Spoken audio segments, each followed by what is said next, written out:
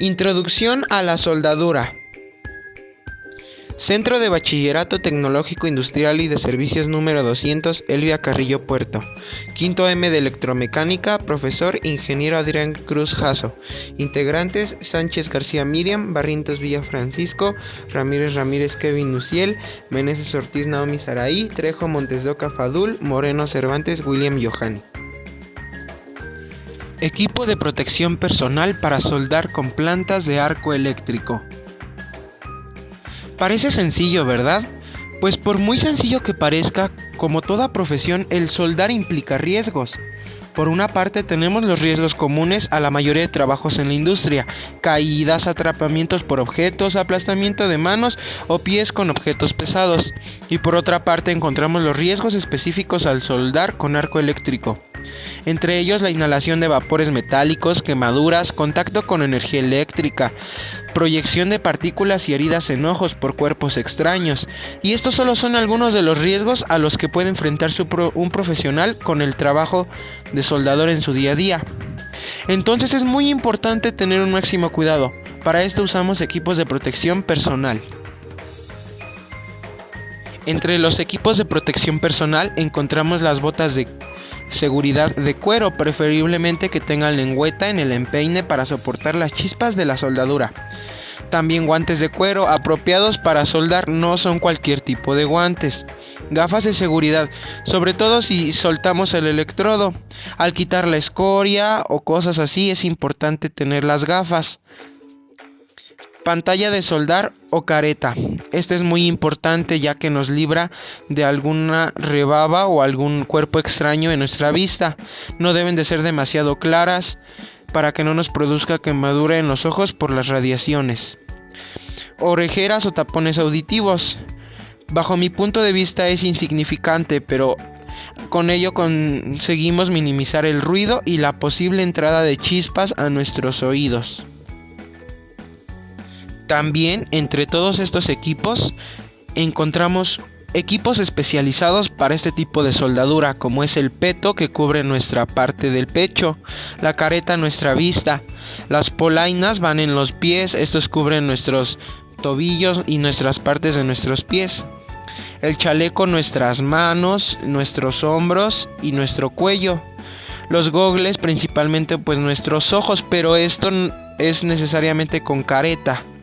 Los gogles solo se usan para quitar las rebabas o cuando ya no estamos directamente con la soldadura. Y los guantes principalmente para limar o para quitar cuerpos extraños son muy importantes para sostener el mismo electrodo. Recuerda que la soldadura no es un juego, tu vida está de por medio. Trabaja con mucho cuidado y usa los equipos de protección personal. A continuación les comentaré sobre procesos de arco eléctrico con material de aporte. Los electrodos de aporte en la soldadura con arco eléctrico están disponibles en dos formas principales: varillas, también llamadas bastones, y alambres. Las varillas para soldadura normalmente tienen una longitud de 225 a 450 milímetros y un diámetro de 9.5 milímetros o menos. El problema del aporte en la soldadura con arco eléctrico reduce el tiempo de arco eléctrico del soldador. El alambre para soldadura consumible tiene la ventaja de que puede alimentarse en forma continua del pozo de soldadura desde bobinas que contienen alambres en grandes cantidades. Con esto se evitan las interrupciones frecuentes que ocurren cuando se usan varillas para soldadura. Tanto en forma de varilla como de alambre, el arco eléctrico consume el electrodo durante el proceso de soldadura y este se añade a la unión fundida como metal de relleno.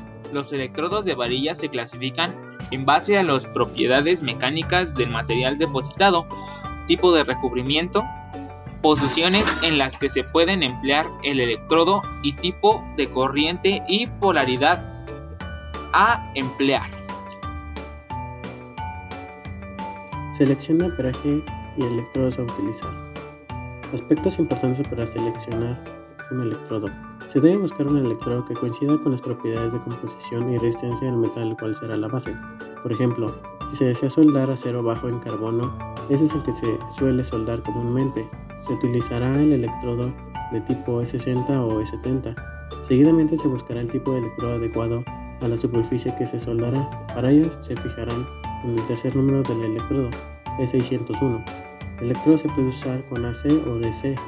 Se analiza el diseño de la unión y el ensamble que se requiere y seleccionamos un electrodo que brinda las mejores características de penetración. Por ejemplo, si se trabaja en una unión en el cual un lado no esté biselado, el E6013 o 11 proporciona una buena penetración. Para materiales delgados es recomendable usar un E6013 para lograr un arco ligero y suave. Para soldar materiales gruesos y pesados o condiciones complicadas de uniones se deben usar electrodos de ductilidad máxima. Si el ambiente tiene baja o alta temperatura, lo mejor para usar es un electrodo de bajo hidrógeno como el E7018, que también son conocidos como electrodos básicos. Un factor más para considerar es la conducción. Si se trabaja en posiciones planas, se debe usar un electrodo E7014 o E7024, tales que contienen polvo de hierro y brindan velocidades altas de deposición. Aspectos importantes para seleccionar un amperaje. La regulación de la máquina es de decisiva importancia para obtener buenas juntas de soldadura. A cada diámetro de los electrodos corresponde a determinada escala de amperaje, desde un amperaje mínimo hasta un amperaje máximo. El soldador debe encontrar el amperaje adecuado para su trabajo, regulando la máquina entre amperaje mínimo y máximo, señalado por el fabricante para cada tipo de electrodo. Un amperaje insuficiente dificulta mantener el arco, produce abultamiento del material y mala penetración. Un amperaje excesivo tiene como consecuencia el cordón chato y con porosidades, produce recalentamiento del electrodo y mucha salpicadura. Para determinar el amperaje apropiado del electrodo, la siguiente escala sirve de orientación. Nomenclatura de las soldaduras. Nomenclatura y clasificación AWS de los aportes de soldadura. Los procesos TIG, MIG, MAG, FCAW y MMA están definidos bajo nomenclaturas de la American Welding Society, con el propósito de que los soldadores puedan identificar las características que determinan para qué material y en qué condiciones de soldadura pueden o deben ser usados. Lo primero que determina las clasificaciones de los aportes es el tipo de acero que que, en esencia, viene a ser el mismo acero en el que se recomienda su uso, seguido por el proceso en el que se emplea. Esto último más para definir si se trata de un electrodo revestido, un alambre desnudo o confundente, o una varilla desnuda. Véase asimismo para el proceso TIG, puesto que con él lo que se suele soldar son aceros inoxidables y aluminio. Así nunca se habla de una clasificación de sus aportes para la soldadura de los metales ferrosos más comunes. Aunque se pueden encontrar electrodos con otros valores de resistencia a la tracción, lo común en el mercado es que este sea de 60 o 70 KSI, de modo que la mayoría de los electrodos revestidos para aceros al carbón que se usan en la actualidad son del tipo E60YZ o E70YZ. En cuanto al tipo de revestimiento que posee el electrodo y la polaridad en la que mejor opera, según el cuarto dígito Z en la tabla 2 del código para aportes utilizado en la clasificación AWS. Como se muestra en la tabla 4, a pesar de que el tercer dígito define la posición en la que se puede utilizar el electrodo de acuerdo con la tabla 3, este también se asocia con el cuarto dígito para determinar el tipo de revestimiento, de corriente y la polaridad a utilizar, de modo que el cuarto dígito no es independiente y así, aun siendo el mismo, su significado varía en función de si le procede un 1, un 2 o un 4. También tenemos los componentes que conforman el equipo de soldar o las partes de la máquina. Pero antes de que pasemos a conocer las partes de la máquina de soldar, debemos de saber qué es una máquina de soldar. Bien, La máquina de soldar es una máquina que se utiliza para la fijación de metales gracias a la fundición de los mismos. Como primer lugar tenemos al cable de tierra o neutro. Este es el cable que va conectado a la pieza donde trabajaremos y encontraremos al electrodo. Después tenemos al cable portaelectrodo. Este cable es el que nos permitirá hacer la acción de soldar, y si se fijan en la imagen, en un extremo tienen unas pinzas. Esas pinzas se llaman pinzas portaelectrodo. En estas pinzas portaelectrodo es donde se ubica el electrodo que utilizaremos para soldar. Es muy importante que el electrodo esté bien fijo en las pinzas, ya que si no es así puede causar accidentes. Después tenemos el cable para conectar a la toma de corriente. Este es el cable de conexión eléctrica para que pueda funcionar el soldador eléctrico. Se recomienda que sea de un cable con calibre grueso, ya que será donde circulen grandes cantidades de corriente eléctrica. También tenemos la manija para regulación de amperaje. Esta se utiliza para regular el amperaje que se requiera, según las características del trabajo que se vaya a realizar. Tenemos también el botón de apagado y de encendido, que como su nombre lo dice, es el switch con el que se le ordenará a la máquina que esté energizada o desenergizada para que se pueda soldar. También tenemos otro switch, pero este switch es de alto o bajo voltaje. Este sirve para poder regular si vamos a trabajar con un alto o un bajo voltaje. También se puede graduar con la manija. Y por último tenemos los bornes de conexión de cables de tierra y portaelectrodo. Estos, como su nombre igual lo dice, son digámoslo así, los puertos donde irán conectados los cables portaelectrodo y tierra para poder soldar.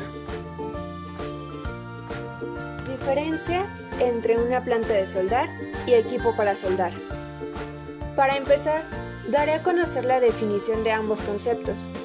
En primer lugar, tenemos que una planta para soldar es una herramienta que permite la fijación, donde se encuentra la unión de dos materiales.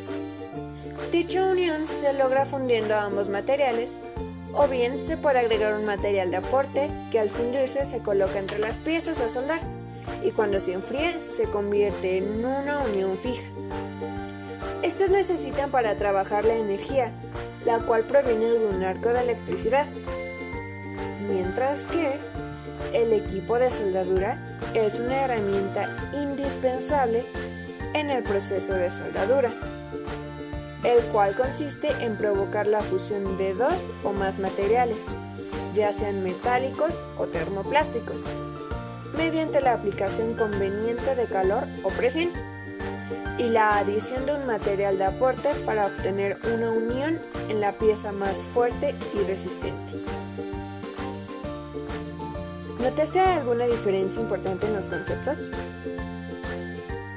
No. Y eso es correcto, puesto que no hay gran diferencia. Ambos son los mismos, ya que una planta para soldar es parte del equipo de soldadura. Por lo tanto, su función es exactamente la misma. Lo único que cambia es la manera en que nos referimos a ella. Esperamos que te haya gustado el video. Suscríbete, dale like y comenta. Gracias.